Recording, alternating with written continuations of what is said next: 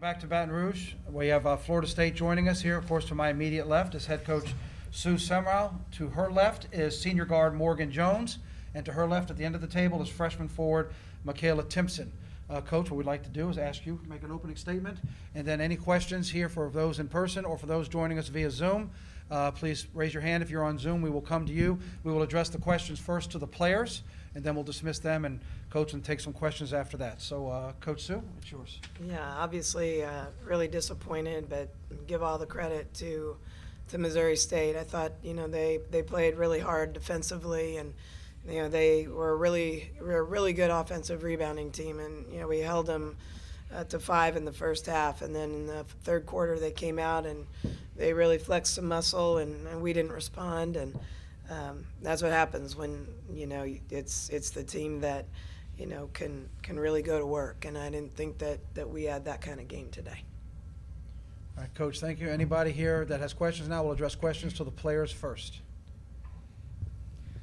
Yeah, Morgan and Michaela, it just seemed in that second quarter you guys were really dominant, getting to the free throw line, clamping down on defense, a huge run. Would you kind of see shift at the half, maybe in them or in your defense that kind of saw them take that lead back? We just have to maintain that type of intensity the whole game. When people come in, they have to match the same intensity. Everyone has to be on one page, and I think that's where we kind of fell short. We should have kept our intensity up the whole game, but we just kind of let it slip away. But yeah. Same thing as Morgan said. Like the intensity, it just went downhill. And you seen like in the first quarter, we had picked it up and we had got the lead, and then we went back down, and then it just led from downhill from there.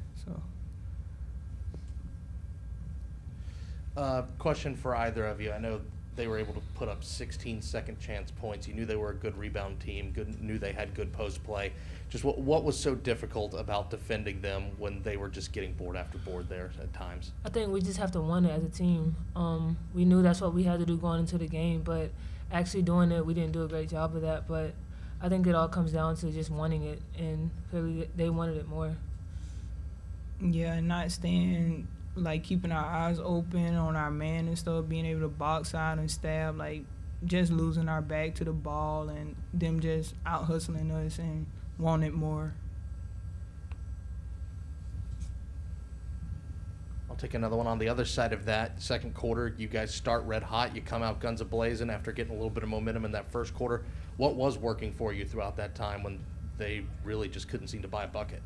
I think we were just building momentum off of getting stops and buckets. I think we went on a 24 run, I believe, 20-4 run, I believe, and that's when we were really, getting going. But I think that we have to remember that other team is playing just as hard as we are, and they want it too, so we can't let up. And I think that a couple of times they capitalized off of our mistakes and our mental lapses.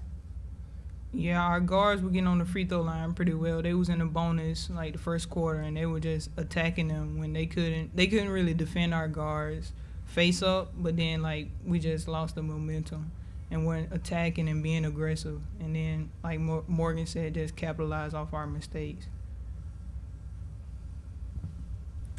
I know this obviously isn't the ending you guys would have wanted, but just the way you guys ended the season with all the adversity you faced, COVID, people being banged up, and to end the season on the run you guys had to just even get here. I know that's not the goal, but what has this season shown you about this team, this program, and what did it mean to you to get here and have the opportunity? I think just fighting through adversity through all the injuries and the things we've had to work through, I think that we did a great job to even be in this position says a lot about the season we had and just what we had to face. So I think that we're fighters and we're tough, and I'm really proud of the group. Yeah, with me as a freshman, it's just learning every time I get on the court. Every game is something new I have to learn and new opportunities. Either I have to step up or all the time I have to step up, and my coaches wanted me to be aggressive on the low block and stuff. And it's just our team, we did well with all the trials and tribulations we faced, but as a freshman, just learning and just going to continue to learn throughout college and the program. Michaela, you and Omaria end up being the top two scorers for the game today. Just what does that say about your confidence going forward, that two of the younger players on the team were able to lead the team today. Or for me, like Coach Brooks, he yells at me on the sideline like, post up, like just wanting and scoring. Like she believes in me, and you can see I'm capable of doing it, and just move with that forward and just keep being aggressive. All right, Morgan and Michaela, we have two questions via Zoom, and then we'll let you all go. First up, Joshua, up first, if you will unmute on your end and let us know if your question is for Morgan or Michaela, and please ask your question all the way through. Joshua, go ahead. All right. My question is for both of the student athletes. Just how will you use this motivation to fuel you for something greater? Just fighting through adversity when things get hard. Not giving up and just playing for each other. Or for me, it's just keep on learning. Like I'm gonna just continue to learn throughout every season, every opportunity on the floor. I will keep learning and won't never stop, never settle for how I am as a freshman.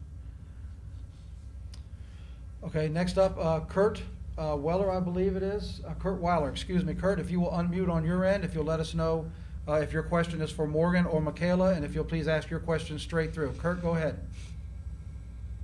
Morgan, I know the same player, 11, Caleb, was on you a lot of the game. I don't know if it was something she did versus what you didn't do, I guess, that limited what you were able to do offensively. And I don't know if you've given any thought to, I know you have the COVID year, if you wanted to use it, or if you're thinking you may have just played. I don't want to kind of put you on the spot now, but if you have an idea there of what your future may hold.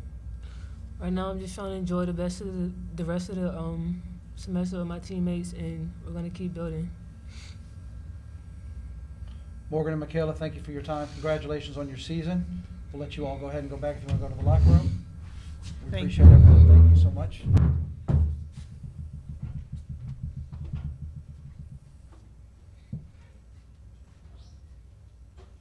Okay, we thank the players, and now for anybody here and online, if you have a question for Coach Sue, now is your chance. Anybody here? If not, I have one online. Coach Sue, I'll just start by asking, just, you know, you said it before the game, you're going to have to rebound with this team. You're going to have to deal with their post presence. Just how difficult did they make life on you trying to shoot the basketball? You know, Ryan, it was so many things. You know, I wish I could just say, oh, it was, we didn't rebound the ball. You know, we just, it's been difficult to, again, just the 2 weeks, you know, and Morgan had rolled an ankle and trying to prepare for a long time for a team, you know. But it was just so much more than that. You know, we turned the ball over. We ran something wrong. We didn't dive on the floor for a loose ball. You know, it was those types of things that when I see that, then I worry. And I'll take full responsibility. I obviously didn't do a good job preparing them. Coach, I know I asked Mo and KK, but, you know, you guys get down early, shots aren't falling, but, I mean, that second quarter, you guys really dug in, and, you know, you had to be proud of your team's resiliency to tie it up, clamp down on defense, get to the free throw line 20 times in that first half, and then kind of a different story in that second half. What was the shift, I guess, that you saw? Well, you know, we have to score to get into a press, and so when we weren't scoring the ball, we didn't have the same intensity. And you know, again, I just think that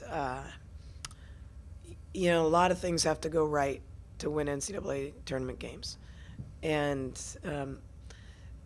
you know, in the second quarter, a few things went right, and the rest of the time we didn't shoot the ball well at all. And you can probably expect that when you get on the road in March Madness and all that, but you have to do other things, and we just didn't do them. You know, Coach, the rebounds are pretty close in this game, 45-41. Lots of them, huh? Yeah, and yet they get you in second chance points, 16-4. Just what did you really see was the difference there? You know, we did rebound the ball well at first, but we're not the kind of team that's gonna, except for KK, who's just gonna turn around and jump up and score it. I mean, we're just not, the most athletic post group.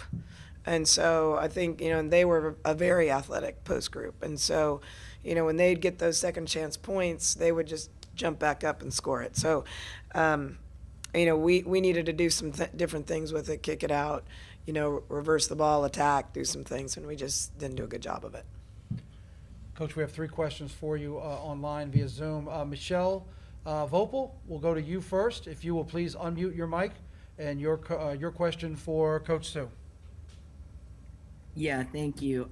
Coach, congrats on this season. I was wondering if I could ask you, now that you've been through the first 4, and we have been through the first 4 in women's basketball, how important do you think it is to have these extra teams? And with your history of leadership with the WBCA, what are the things you're going to be looking at through the rest of the tournament to indicate that some of the things that were pointed out last year, that real progress has been made on them? Michelle, I appreciate all of your coverage and everything that you're saying, and you're so right on. I mean, it's been way too long that this hasn't been part of the women's tournament, and it's a learning process, but it was so vital, I think, to you think about what happened with UCLA men and VCU men, that have been to the first 4, and just the exciting runs that can be made, and if this is all about the madness and the entertainment, then I think it's extremely important. I think that that there's a lot of eyes right now on the equity piece, and I think for very good reason. But I do think that some people are making some comments already to the NCAA. I know some senators and some people have written a 6-page letter to them just about how, yes, this is a step, but again, we have to keep striving. And because it's student athletes that are amateurs. And if it were, a revenue, issue with professionals, I don't need to be paid as much as our men's basketball coach is paid. But Morgan Jones needs to be treated the same way that Caleb Mills is treated.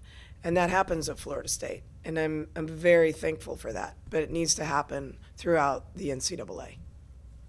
Coach, thank you. And if you don't mind, thank you for your time. We have 2 more questions. Joshua Louder. Again, Joshua, you know the routine. If you'll please unmute and your question for Coach, please. Coach Sue, just how difficult of a game was it when they were able to have 4 players scoring in double figures?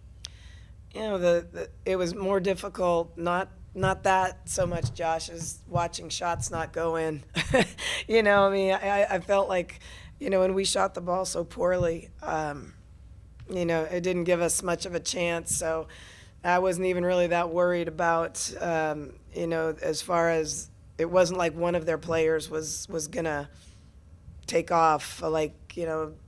They're very balanced.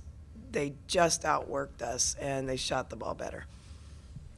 All right, one last question. Thank you, Coach. Kurt Weiler. Again, Kurt, if you'll just unmute and your opportunity to ask Coach a question. Sue, I don't know if that was Morgan's last game at FSU. If it was, what can you say about just her impact on this program? It really feels like the last few years, especially, a lot of the success has really been on her shoulders. Yeah, she's really grown as a player, and you could. If you were here, Kurt, you would have seen the tears that were coming out. And, she's just, she's such an all-around person, and it's not just about her as a basketball player. She's involved in so many things at Florida State. And, that speaks as much as just what's on the court. I mean, the things that she does for her community, for her school, those are the things that will live on beyond her impact on our program. Coach, thank you very much for your time. Thank you. Congratulations on your season. We Thank you. appreciate it very much. That'll wrap things up from Baton Rouge for tonight. We'll be back tomorrow with 4 press conferences getting ready for Saturday's game. A recording of this press conference will be available in the NCAA Digital Media Hub at ncaa.veritone.com. Transcripts are provided by ASAP and will be posted shortly. We thank you for joining us, and good night from Baton Rouge.